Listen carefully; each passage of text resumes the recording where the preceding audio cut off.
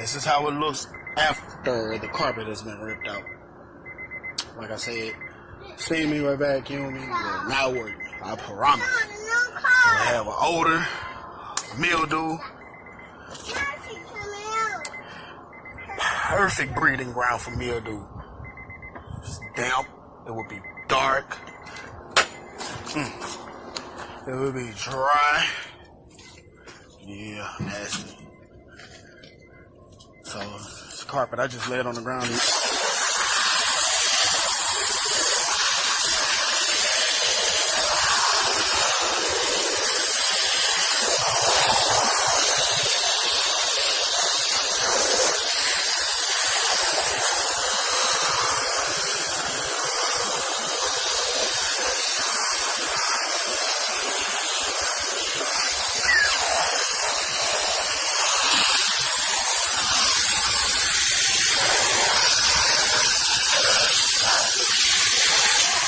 Out the way, man.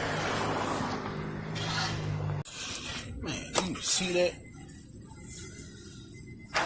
I don't even know what that is dripping. It looks like coffee and oil and transmission fluid mixed.